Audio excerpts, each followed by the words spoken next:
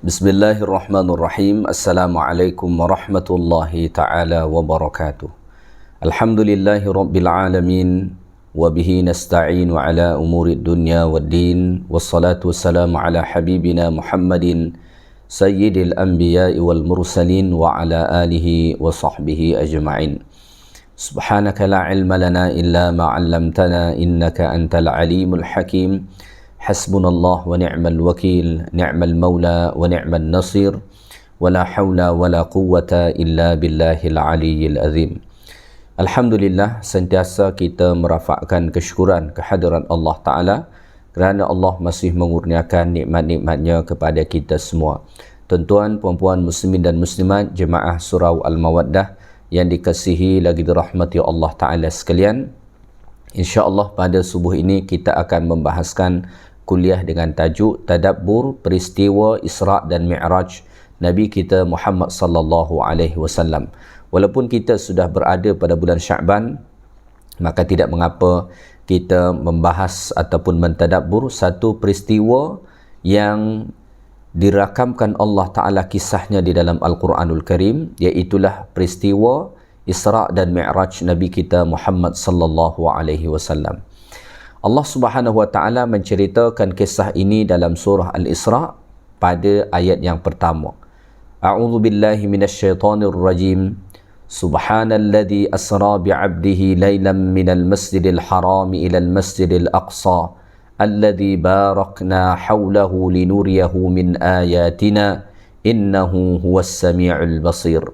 Yang berarti Maha Suci Allah yang telah menjalankan hamba-Nya pada malam hari dari Masjidil Haram ke Masjidil Aqsa yang kami berkati di sekelilingnya untuk memperlihatkan kepadanya tanda-tanda kekuasaan kami. Sesungguhnya Allah jualah yang Maha mendengar lagi Maha mengetahui. Tuan-tuan dan puan-puan muslimin dan muslimat yang dikasihi lagi dirahmati Allah Subhanahu wa Ta'ala. Inilah satu ayat Allah Subhanahu wa Ta'ala di dalam Al-Quran yang menceritakan peristiwa Isra' dan Mi'raj Nabi kita Muhammad sallallahu alaihi wasallam. Apabila kita memperhatikan ayat Allah Ta'ala ni, sebelum Allah Ta'ala menceritakan peristiwa Isra' dan Mi'raj Nabi sallallahu alaihi wasallam, Allah Subhanahu wa Ta'ala terlebih dahulu mengawali kisah ini dengan menyebutkan tasbih, iaitulah subhana. Apabila kita membaca ayat-ayat kisah di dalam Al-Quran, kita tidak menemukan ada kisah yang diawali Allah Subhanahu wa Ta'ala dengan tasbih selain kisah peristiwa Isra' dan Mi'raj Nabi kita Muhammad sallallahu alaihi wasallam. So oleh kerana itu kita patut mengajukan satu soalan. Kenapa Allah Ta'ala mengawali kisah peristiwa Isra' dan Mi'raj Nabi sallallahu alaihi wasallam dengan tasbih ataupun subhana? Maka untuk menjawab ini, pertama kita kena faham dahulu apa itu tasbih. Tasbih atau ucapan subhanallah biasa kita terjemah dengan Maha Suci Allah Ta'ala. Apa maksud Maha Suci Allah Ta'ala tu? Maksudnya ialah tanzihullahu ta'ala an kulli nuqsanin, mensucikan Allah Ta'ala daripada segala bentuk kekurangan. So bila mana kita mengatakan subhanallah, Maha Suci Allah Ta'ala, maksudnya ialah kita mensucikan Allah daripada segala bentuk-bentuk kekurangan, sama ada pada zat Allah, pada sifat Allah, pada af'al Allah dan segala sesuatu yang berhubung kait dengan Allah. So bila mana dinafikan kekurangan daripada Allah Ta'ala, disucikan kekurangan daripada Allah Ta'ala, maknanya yang sabit bagi Allah Ta'ala ialah kesempurnaan. So jawapan pertama, kenapa kisah peristiwa Isra' dan Mi'raj Nabi sallallahu alaihi wasallam diawali Allah Ta'ala dengan tasbih?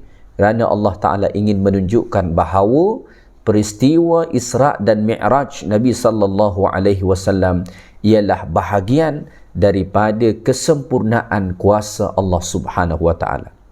So baginda alaihi salatu wassalam diperjalankan Allah daripada Masjidil Haram ke Masjidil Aqsa sampai naik ke langit, bahkan sampai ke Sidratul Muntaha, kemudian turun lagi ke bumi, itu semua ialah bahagian daripada kesempurnaan kuasa Allah Subhanahu wa taala.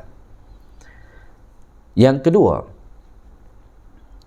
alasan kedua kenapa kisah peristiwa Isra' dan Mi'raj Nabi sallallahu alaihi wasallam diawali Allah Taala dengan tasbih. Tasbih itu digalakkan untuk kita ucapkan apabila kita menyaksikan sesuatu yang menakjubkan. Contoh, kalau kita pergi berjalan ke suatu destinasi, kemudian kita melihat tempat itu amat sangat indah, sangat cantik, membuat kita takjub. Apakah ucapan yang digalakkan untuk kita sebut? Al-Quran mengajar kita supaya mengucapkan subhanallah ataupun tasbih. Sebagaimana Allah Ta'ala sebut tentang ulul albab dalam Al-Quran. Kata Allah Ta'ala, "Alladhina yadhkuruna Allaha qiyaman wa qu'udan wa ala junubihim wa yatafakkaruna fi khalqis samawati wal ard. Rabbana ma khalaqata hadha batila subhanak faqina adzaban nar." Ulul albab itu, antara ciri mereka Allah Ta'ala sebut ialah mereka sentiasa berzikir dan juga berfikir. Apa yang mereka fikirkan? Tentang penciptaan Allah Ta'ala terhadap seluruh alam ini, langit, bumi dan segala yang ada di antara keduanya. So apabila mereka merenungkan, memikirkan itu semua, lalu mereka melihat kesempurnaan, maka keluarlah ucapan daripada lisan mereka, subhanak, maha suci engkau ya Allah. So tasbih diucapkan untuk sesuatu yang menakjubkan. Maka kisah peristiwa Isra' dan Mi'raj ini diawali Allah Ta'ala dengan tasbih. Alasan kedua ialah kerana Allah Ta'ala ingin menunjukkan bahawa peristiwa Isra' dan Mi'raj Nabi sallallahu alaihi wasallam ini adalah suatu perkara yang sangat menakjubkan. Bagaimana tidak menakjubkan? Jasad dengan roh Nabi sallallahu alaihi wasallam boleh berjalan daripada Masjidil Haram ke Masjidil Aqsa. Masjidil Aqsa naik ke langit pertama, kedua sampai langit ketujuh, bahkan ke Sidratul Muntaha, kemudian turun balik ke bumi dalam masa satu malam. Macam mana tidak menakjubkan? Maka Al-Imam Ibn Kathir rahimahullah mengatakan, seandainya yang Isra' dan Mi'raj itu hanya roh Nabi sallallahu alaihi wasallam, maka itu tidak menakjubkan. Tetapi ia kemudian menakjubkan kerana baginda sallallahu alaihi wasallam di Isra' dan Mi'rajkan Allah Ta'ala dengan jasad dan roh sekaligus. Baik, kita teruskan ayat Allah Ta'ala. Jadi ada dua alasan tadi kenapa Allah Ta'ala awali dengan tasbih. Pertama, kerana Allah nak menunjukkan bahawa peristiwa Isra' dan Mi'raj ini ialah bahagian daripada kesempurnaan kuasa Allah. Yang kedua, kerana Allah Ta'ala nak menunjukkan bahawa peristiwa Isra' dan Mi'raj ini ialah satu peristiwa yang amat sangat menakjubkan. Baik, kita lanjutkan. Allah mengatakan, Subhanalladzi asra bi'abdihi, maha suci Allah yang telah menjalankan hambanya. Nabi SAW bukan berjalan sendiri, melainkan diperjalankan oleh Allah Subhanahu wa Ta'ala. Maka sebagaimana kita sedia maklum, Nabi SAW menyatakan dalam hadis bahawa baginda alaihi salatu wassalam pergi Isra' itu menaiki satu kenderaan yang disebut dengan buraq. Buraq ini haiwan macam mana dia? Dalam hadis dikatakan bahawa buraq ini warna dia putih. Ukuran dia lebih besar daripada himar ataupun keldai, tetapi lebih kecil sedikit daripada bughal. Bughal ini satu haiwan yang mirip dengan kuda, ya. So lebih besar daripada himar dan lebih kecil daripada bughal. Cuma sekarang ni kita tak jumpa haiwan ni. Maka oleh kerana itu, adakah buraq ini haiwan yang khas Allah Ta'ala buat menjadi kenderaan Nabi, atau memang ia satu haiwan yang dikenali? Tetapi kalau dikatakan ia satu haiwan yang dikenali, hari ini kita tak jumpa haiwan buraq itu. Maka kemungkinan besar ini satu haiwan yang khas dicipta oleh Allah Ta'ala untuk membawa Nabi kita Muhammad sallallahu alaihi wasallam. Buraq itu, kata para ulama, sama akar kata dia dengan al-barq. Apa itu al-barq? Al-barq artinya ialah kilat. Sebagaimana firman Allah Ta'ala dalam surah Al-Baqarah, yakadul barqu yakhtafu absarahum kullama adha'a lahum mashaw fihi wa idza adlama 'alaihim qamu walau syaa Allahu la dhahaba bi sam'ihim wa absarihim, ya, ila akhir ayat. Allah Ta'ala mengatakan yakadul barq, hampir saja kilat itu. Jadi akar kata buraq sama akar kata dia dengan al-barq, kilat. Maka digambarkan betapa lajunya, betapa cepatnya buraq ini berjalan membawa Nabi sallallahu alaihi wasallam. Maka sama dengan makna daripada buraq atau al-barq itu, iaitulah kilat. Maka dia boleh membawa Nabi sallallahu alaihi wasallam dalam masa sekejap sahaja seperti kilat. Nabi dibawa mulai daripada Masjidil Haram sampailah ke Masjidil Al-Aqsa. Konon di Masjidil Aqsa itu ada satu tembok di mana dahulu diikatkan buraq Nabi sallallahu alaihi wasallam. Tapi adakah itu sahih ataupun tidak, wallahu taala alam. Tetapi sesiapa yang pergi ke sana maka dia akan melihat ada dibuat satu tembok, konon di situlah dahulu diikatkan buraq Nabi sallallahu alaihi wasallam, ya. Baik, subhanalladzi asra bi 'abdihi, maha suci Allah Taala yang memperjalankan hamba-Nya. Hamba dekat sini maksudnya ialah Nabi Muhammad sallallahu alaihi wasallam. Kenapa Allah Taala sebut Nabi kita alaihi salatu wasallam bi 'abdihi dengan hamba-Nya? Ini sebenarnya satu panggilan kemuliaan daripada Allah Ta'ala kepada Rasulullah. Dan ini berulang kali Allah Ta'ala sebut di dalam Al-Quran. Salah satunya dalam surah Al-Kahfi, Allah Ta'ala sebut, Alhamdulillahilladzi anzala ala abdihi. Segala puji bagi Allah yang telah menurunkan kepada hamba-Nya, maksudnya Nabi Muhammad SAW, Al-Quranul Karim.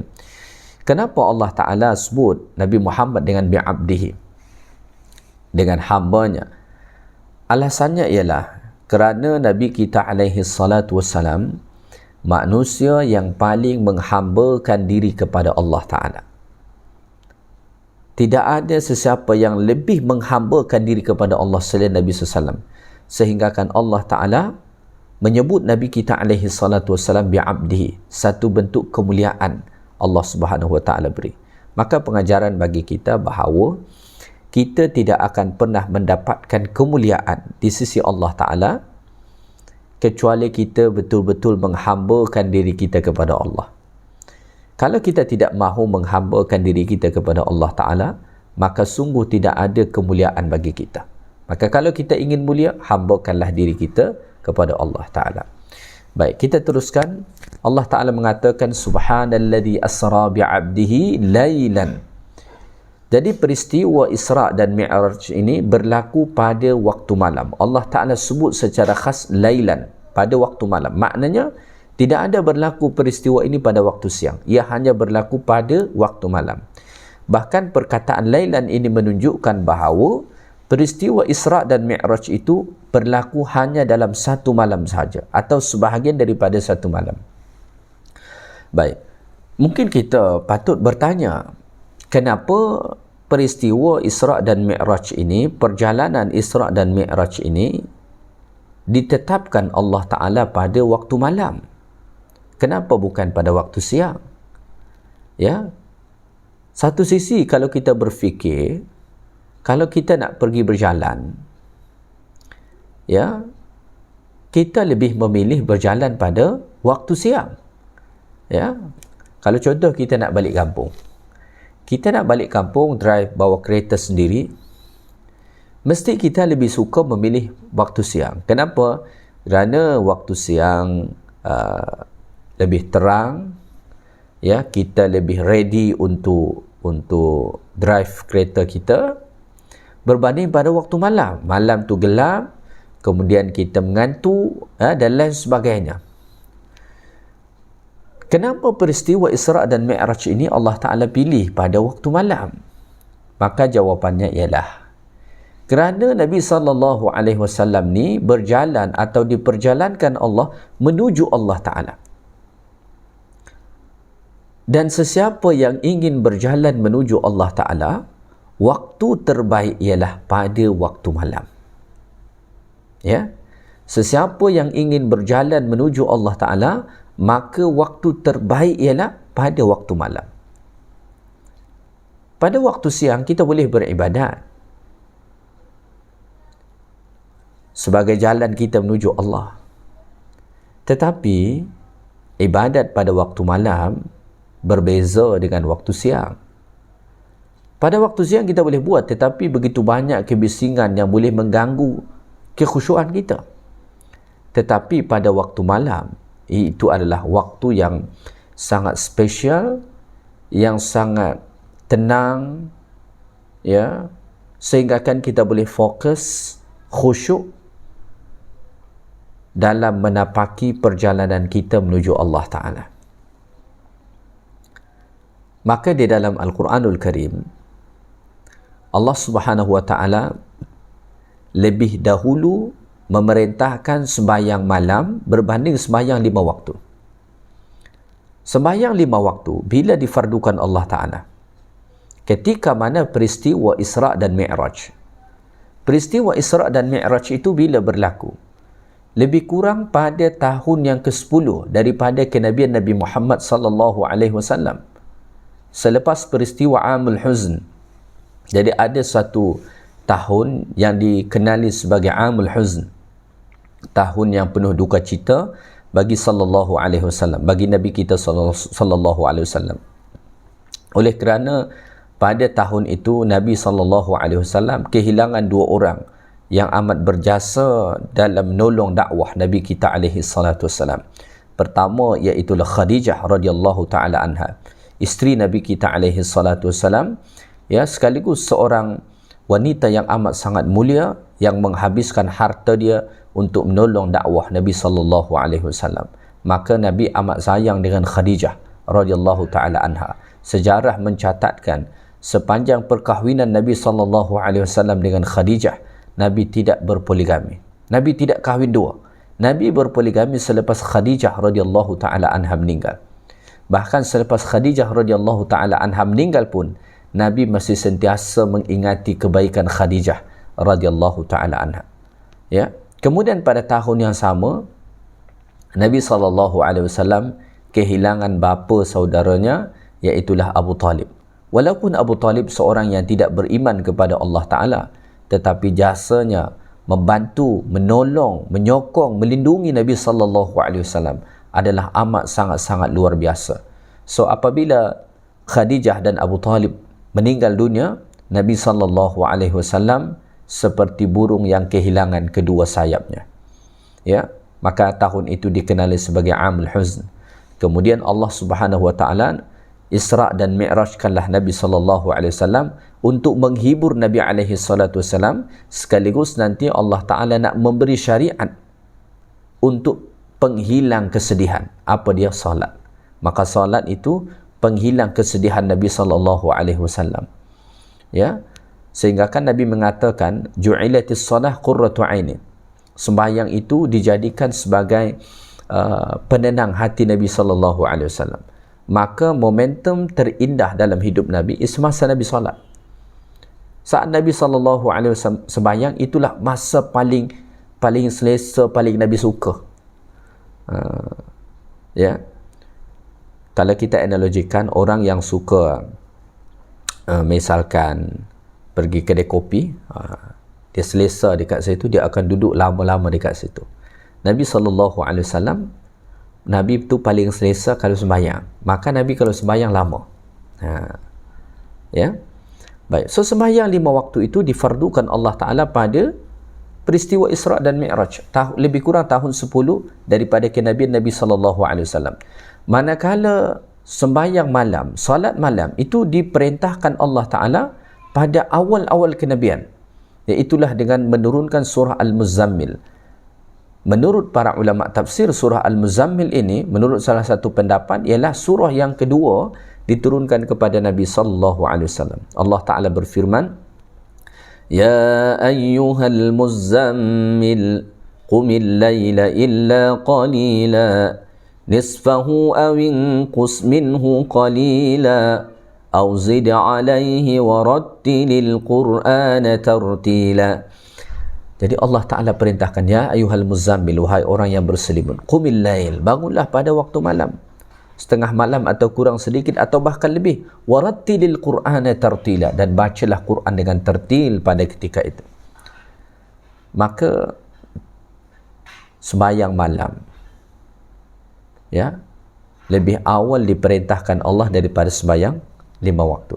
Tetapi selepas Allah Ta'ala perintahkan sembahyang 5 waktu, sembahyang malam yang sebelumnya difardukan Allah Ta'ala berubah hukum dia menjadi sunnah sahaja. Oleh kerana itulah Nabi SAW mengatakan dalam hadis, afdalus salah ba'da salatil maktubati salatul lail. Sembahyang yang paling utama selepas sembahyang 5 waktu ialah sembahyang malam. Jadi ini alasan kenapa Nabi SAW di-Isra' dan Mi'rajkan Allah Ta'ala pada waktu malam. Kerana waktu malam ialah waktu terbaik untuk berjalan menuju Allah Ta'ala. Maka kalau kita ingin sampai kepada Allah Ta'ala, berjalanlah menuju Allah pada waktu malam. Bangunlah pada waktu malam. Lakukanlah amal-amal ibadat. Sembayanglah, bacalah Quran pada ketika itu. Maka dalam Al-Quran, Allah Ta'ala sampai mengatakan antara ciri ibadur Rahman itu ialah walladzina yabituna li rabbihim sujjadan wa qiyama. Mereka yang menghabiskan malam untuk Tuhan mereka, Allah Subhanahu wa Ta'ala, dengan cara sujud berdiri, sujud berdiri, sujud berdiri. Baik. Kemudian Allah Ta'ala sebut lailam minal masjidil harami ilal masjidil aqsa. Allah Ta'ala perjalankan Nabi SAW pada waktu malam dari Masjidil Haram ke Masjidil Aqsa. Ya, apa itu maksud Masjidil Haram? Masjidil Haram salah satu maknanya masjid haram. Kenapa disebut dia haram? Kerana ada perbuatan-perbuatan yang boleh kita lakukan di tempat lain tetapi tak boleh kita lakukan dekat situ. Maka kita sedia maklum apabila kita sudah memakai kain ihram, dalam keadaan ihram, berada di kawasan Masjidil Haram atau bahkan di tanah haram, kita tidak boleh melakukan perkara-perkara yang boleh kita lakukan di tempat lain. Contoh, di tempat lain kita boleh cukur bulu kita, tetapi dekat situ kita tak boleh lakukan. Kalau kita lakukan, maka kita kena bayar dam. Tak boleh. Ya. Masjidil Aqsa pula, apa maksud Masjidil Aqsa? Al-Aqsa maksudnya ialah Al-Ab'ad, masjid yang paling jauh.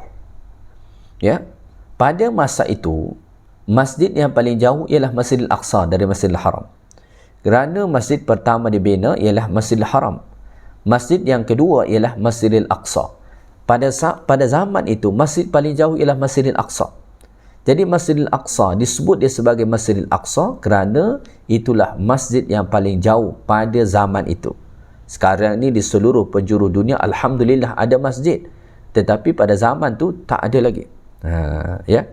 Baik, kemudian kita bertanya, kenapa Nabi SAW mesti diisrakan dahulu ke Palestin, ke Masjidil Aqsa?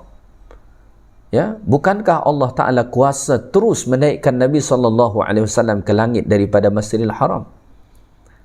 Allah Ta'ala kuasa untuk terus menaikkan Nabi daripada Masjidil Haram ke langit yang pertama sampai ke Sidratul Muntaha. Allah Ta'ala kuasa. Lalu kenapa mesti pergi ke Palestin, pergi ke bumi Syam, ke Baitul Maqdis, ke Masjidil Aqsa? Maka terdapat beberapa hikmah. Yang pertama ialah menunjukkan bahawa Masjidil Haram dengan Masjidil Aqsa tak boleh kita pisahkan. Ya. Nabi SAW diisrakan Allah daripada Masjidil Haram ke Masjidil Aqsa, memberi satu hikmah pengajaran bagi kita bahawa Masjidil Haram dengan Masjidil Aqsa ni tak boleh kita nak pisahkan. Sebagaimana kita cinta dengan Masjidil Haram, kita kena cinta dengan Masjidil Aqsa. Sebagaimana kita berusaha untuk pergi ke Masjidil Haram, kita kena ada usaha juga untuk pergi ke Masjidil Aqsa. Maka Nabi SAW sebut dalam hadis, la tushaddur rihal illa ila thalathati masajid. Kita tidak digalakkan pergi bermusafir melainkan menuju 3 masjid sahaja. Yang pertama ialah Masjidil Haram, Masjid Nabawi dan Masjidil Aqsa. Masjidil Haram dengan Masjid Nabawi selalunya kita dah ambil satu package dah. Bila pergi haji, pergi umrah, memang ini dah satu package dah. Tetapi Masjidil Aqsa belum. So oleh kerana itulah kita digalakkan pergi ke sana. Bagi tuan-tuan dan puan yang Allah Ta'ala beri kelapangan rezeki, pergilah ke sana. Saya mendengar satu khabar berita, saya sendiri belum sampai ke sana, belum ada rezeki. Mudah-mudahan Allah Ta'ala bagi rezeki, suatu hari saya sampai ke sana. Satu hari ada seorang jemaah kita cerita, dia kata bila mana dia pergi ke Palestin, ke Masjid Al-Aqsa, orang Palestin itu susah sangat kalau nak sembahyang dekat Masjid Al-Aqsa, sebab dia mesti melalui tentera Israel yang menjaga kawasan itu. Bahkan mereka tak diberi izin, hanya orang-orang tua sahaja yang diberi izin, manakala yang muda-muda tak diberi izin. Tetapi kalau kita orang luar, orang Malaysia datang dengan pasport Malaysia, maka diberi izin terus masuk. Sehingga kan beliau kata, salah satu pesanan daripada imam dekat sana, dia mengatakan tolong suruh orang Malaysia datang ramai-ramai ke sini untuk menghidupkan Masjidil Aqsa. Maka ada rezeki, ada kesempatan, maka boleh sangat digalakkan untuk pergi ke sana. Kerana sebagaimana Masjidil Haram kita rindukan, kita muliakan, Masjidil Aqsa juga mesti macam tu. Hikmah yang kedua kenapa mesti pergi ke sana, di kawasan Palestin, Masjidil Aqsa ini dahulu, dekat situlah salah satu pusat para nabi-nabi terdahulu. Sangat ramai nabi-nabi terdahulu singgah di sana. Maka oleh kerana itu Nabi SAW disuruh Allah Ta'ala pergi ke sana, atau Allah perjalankan ke sana, kerana Allah Ta'ala nak menunjukkan bahawa walaupun Nabi kita SAW lahir dekat Mekah, tetapi Nabi Muhammad bahagian daripada mereka. Bahkan semasa baginda SAW berada di Masjidil Aqsa, dalam satu riwayat dinyatakan Nabi memimpin sembahyang para nabi-nabi terdahulu sebagai isyarat bahawa Nabi kita SAW bukan sahaja bahagian daripada mereka, tetapi Nabi SAW Sayyidul Anbiya wal Mursalin, penghulu kepada seluruh Nabi dan Rasul-Rasul Allah Ta'ala. Alasan yang ketiga, kenapa mesti pergi ke sana? Sebagaimana kita sedia maklum, pada masa dahulu, kiblat kaum muslimin ialah ke Baitul Maqdis. Sehinggakanlah turun ayat, qad nara taqalluba wajhika fis sama' falanwalliyannaka qiblatan tardaha fawalli wajhaka syatral Masjidil Haram. Ya. Sampailah turun ayat itu. Dahulu kaum muslimin berkiblat ke arah sana. Maka nanti peristiwa Isra dan Mi'raj ini, saat Nabi hendak naik ke langit, Nabi singgah ke sana, ke Masjidil Aqsa.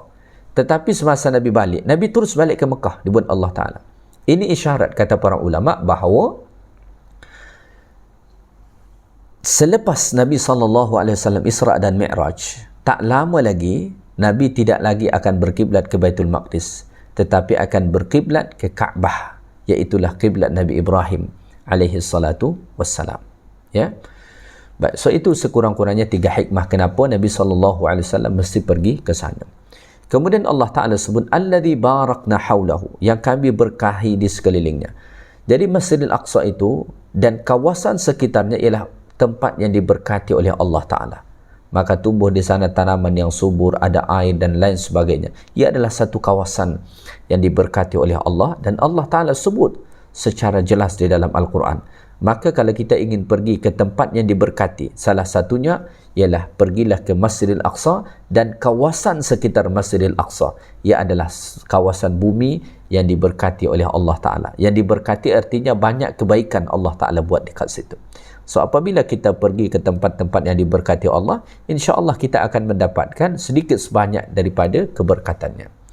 Baik, kemudian Allah Ta'ala sebut linuriyahu min ayatina, supaya kami perlihatkan kepada Nabi Muhammad SAW sebahagian daripada tanda-tanda kebesaran kami. Ini salah satu hikmah ataupun tujuan Allah Ta'ala Isra' dan Mi'rajkan Nabi kita Muhammad SAW. Baik, kita teruskan kisah peristiwa Isra' dan Mi'raj Nabi SAW menerusi hadis Nabi SAW yang diriwayatkan oleh Al-Imam Al-Bukhari rahimahullah. Disebutkan dalam hadis, selepas Nabi SAW berada di Masjidil Aqsa, maka Nabi pun naiklah bersama malaikat Jibril AS menuju langit. Ya, pertama menuju langit pertama. Ya, Nabi dan malaikat Jibril menuju langit pertama. Di langit pertama disebut dalam hadis Nabi SAW berjumpa dengan Nabi Adam AS. Kemudian naik lagi ke langit yang kedua. Pada langit yang kedua, Nabi SAW berjumpa dengan dua orang Nabi, iaitulah Nabi Isa dan Nabi Yahya alaihi wassalatu wassalam. Kemudian naik ke langit yang ketiga. Di langit yang ketiga, Nabi SAW berjumpa dengan seorang Nabi, iaitulah Nabi Yusuf alaihi salam. Kemudian naik ke langit yang keempat. Pada langit yang keempat, Nabi berjumpa dengan seorang Nabi, iaitulah Nabi Idris alaihi salam. Kemudian naik ke langit yang kelima, berjumpa dengan seorang Nabi, iaitulah Nabi Harun alaihi salam. Kemudian naik ke langit yang keenam, berjumpa dengan seorang Nabi, iaitulah Nabi Musa alaihi salatu wassalam. Dan naik ke langit yang ketujuh. Di langit yang ketujuh, Nabi SAW berjumpa dengan seorang Nabi, iaitulah Nabi Ibrahim alaihi salatu wassalam. So total keseluruhan Nabi yang dijumpai oleh Nabi SAW dari langit pertama sampai langit ketujuh ialah ada 8 orang Nabi. Ya, langit pertama tadi ada Adam, langit kedua ada Isa dan Yahya, langit ketiga ada Yusuf, langit yang keempat ada Idris, langit yang kelima ada Nabi Harun, dan langit yang keenam ada Musa, dan yang ketujuh ialah Nabi Ibrahim alaihi salatu wasallam. Yang menjadi persoalan, kenapa Allah Ta'ala perjumpakan Nabi SAW pada langit pertama sampai langit ketujuh hanya dengan 8 orang Nabi ni? Padahal kita sedia maklum ada 25 orang Nabi. Kenapa hanya 8 orang Nabi ini sahaja? Maka kemudian para ulama mengkaji apa hikmah Allah Ta'ala perjumpakan Nabi kita SAW dengan 8 orang Nabi ini. Baik, mari kita lihat satu persatu. Pada langit yang pertama, Allah Ta'ala berjumpa dengan Nabi Adam AS. Kata para ulama, perjumpaan itu sebenarnya Allah Ta'ala sedang memberi isyarat kepada Nabi SAW. Sebagaimana Nabi Adam AS hijrah daripada syurga ke bumi, maka tak lama selepas peristiwa Isra' dan Mi'raj, Nabi kita Muhammad SAW pun akan hijrah daripada Makkah ke Madinah. Dan Masya Allah, ini benar-benar berlaku. Berselang beberapa tahun atau lebih kurang dalam 2 tahun lebih sedikit saja selepas peristiwa Isra' dan Mi'raj Nabi kita SAW, maka Nabi pun hijrahlah daripada Makkah ke Madinah. Pada langit yang kedua, Nabi SAW berjumpa dengan 2 orang Nabi, iaitulah Nabi Isa dan Nabi Yahya alaihi wassalam. Apa isyarat yang Allah Ta'ala nak sampaikan melalui perjumpaan ini? Sebenarnya kata para ulama, Allah Ta'ala sedang memberi isyarat kepada Nabi SAW bahawa musuh terbesar yang akan dihadapi Nabi Muhammad ialah iaitulah musuh 2 orang Nabi Allah Ta'ala ni. Siapa musuh terbesar Nabi Isa dan Nabi Yahya alaihi wassalam? Musuh terbesar mereka ialah orang-orang Yahudi. Maka Nabi Yahya alaihi salam sampai dibunuh oleh orang-orang Yahudi. Nabi Isa alaihi salatu wassalam hampir sahaja mereka bunuh, tetapi Allah Ta'ala selamatkan Nabi Isa alaihi salam sebagaimana Allah Ta'ala sebut di dalam Al-Quran, wa ma qataluhu wa ma salabuhu walakin syubbiha lahum. Mereka tidaklah bunuh, tidak salib Nabi Isa alaihi salam, tetapi ada seseorang yang Allah serupakan dengan Nabi Isa, itulah yang mereka bunuh. Mereka sungguh benci, orang-orang Yahudi sangat benci kepada Nabi Yahya dan Nabi Isa alaihi wassalatu wassalam. Maka dalam pandangan orang Yahudi, Nabi Isa itu ialah anak zina. Ya, so melalui perjumpaan itu Allah nak memberi isyarat bahawa musuh terbesar yang engkau hadapi nanti wahai Muhammad ialah musuh 2 orang Nabi ni, iaitulah orang Yahudi. Dan Masya Allah, ini Allah Ta'ala sebut dalam Al-Quran. Allah Ta'ala mengatakan, la tajidanna ashaddan nasi adawah. Kamu akan mendapati manusia yang paling keras permusuhannya dengan engkau. Salah satunya ialah orang-orang Yahudi, kata Allah. Orang Yahudi. Maka permusuhan orang Yahudi jauh lebih keras berbanding orang Nasrani. Orang Nasrani Allah Ta'ala mengatakan, wala tajidanna aqrabahum mawaddah. Kamu akan mendapati persahabatan yang lebih dekat. Itu dengan orang-orang Nasrani. Orang Yahudi ialah orang yang paling keras permusuhan dia dengan Islam. Maka itu isyarat yang ingin Allah Ta'ala sampaikan kepada Nabi kita alaihi salatu wassalam. Kemudian naik pada langit yang ketiga tadi, Nabi SAW berjumpa dengan Nabi Yusuf AS. Kenapa dengan Nabi Yusuf? Apa isyarat yang hendak Allah Ta'ala sampaikan? Nabi Yusuf AS terusir, meninggalkan kampung halamannya, negeri Kan'an, kemudian pergi ke Mesir, itu kerana saudara-saudaranya.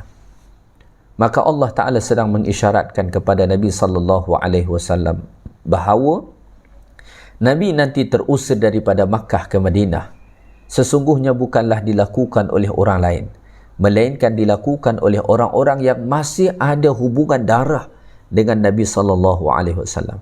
Maka kadang-kadang berlaku dalam hidup kita, orang yang ada hubungan darah dengan kita lebih kejam berbanding orang yang tak ada hubungan darah dengan kita.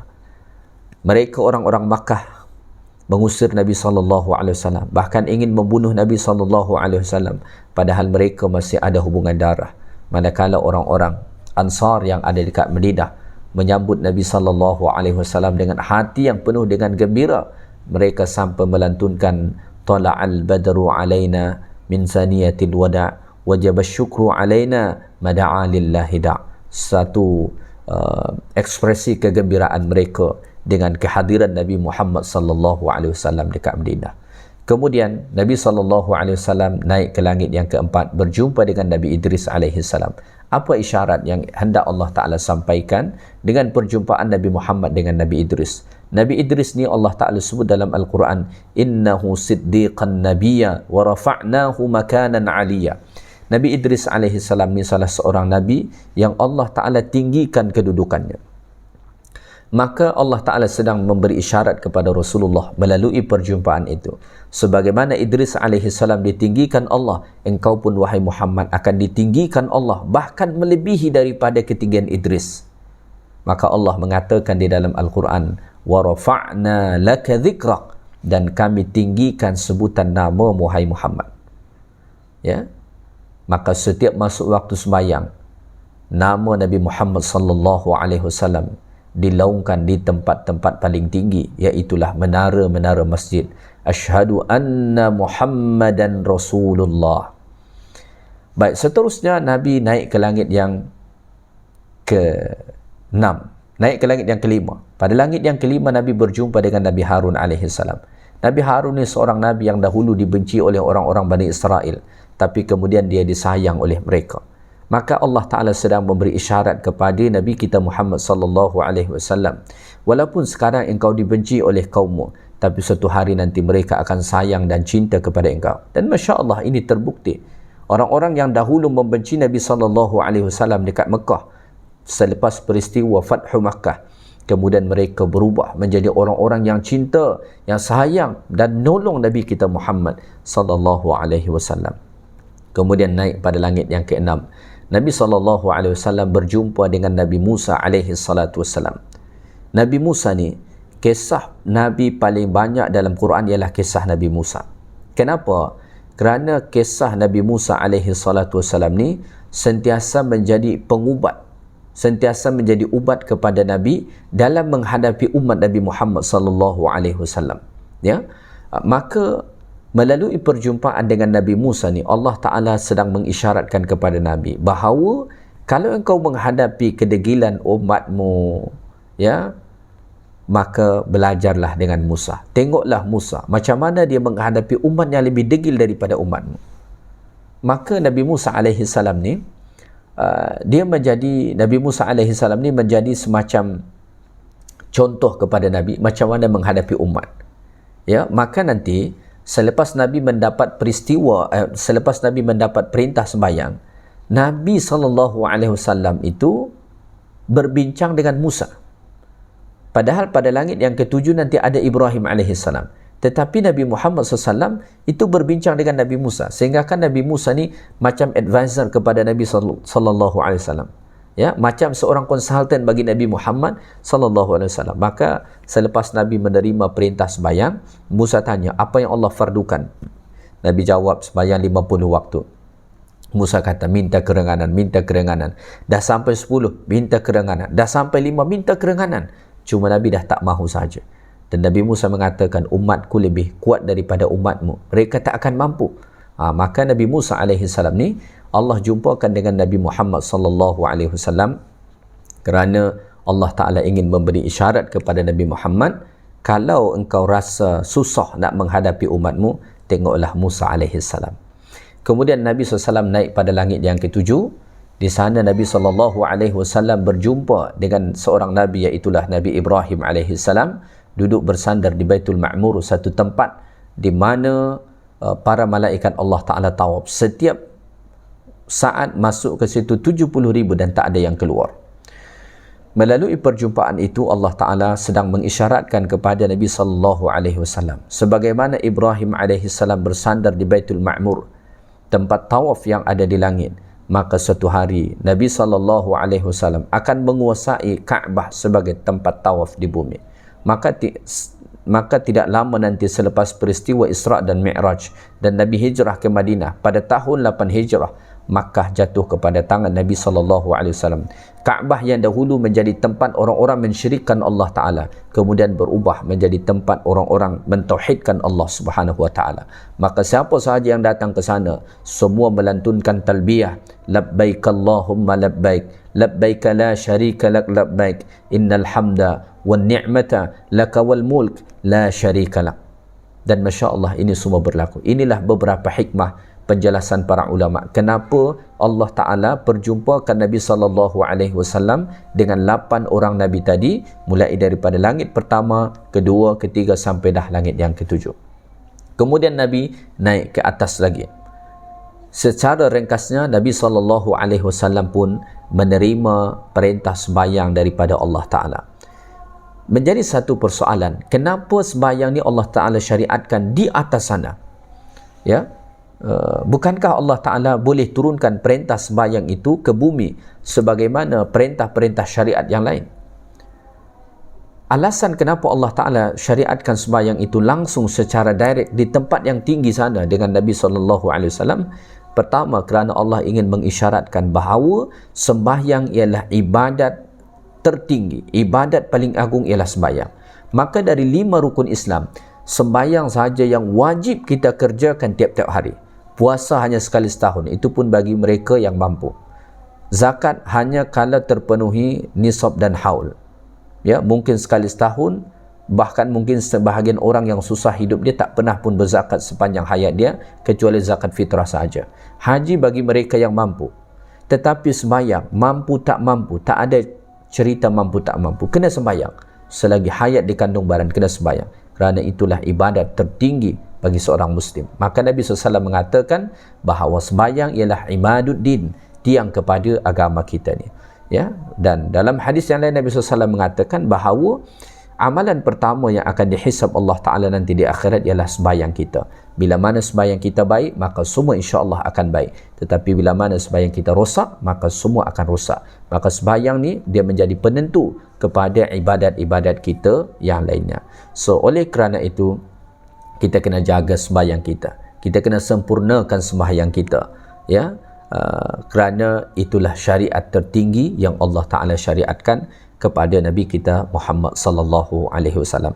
Inilah sedikit sebanyak tadabbur peristiwa Isra' dan Mi'raj Nabi kita Muhammad sallallahu alaihi wasallam. Mudah-mudahan dapat menambah pengetahuan kita tentang peristiwa yang sangat agung ini yang Allah Ta'ala rakamkan kisah dia di dalam Al-Quranul Karim. Yang baik daripada Allah Ta'ala, segala yang kurang daripada saya. Subhanakallahumma wa bihamdik, asyhadu an la ilaha illa anta, astaghfiruka wa atubu ilaik. Wa sallallahu wa sallama ala nabiyyina Muhammad walhamdulillahi rabbil alamin. Assalamualaikum warahmatullahi ta'ala wabarakatuh.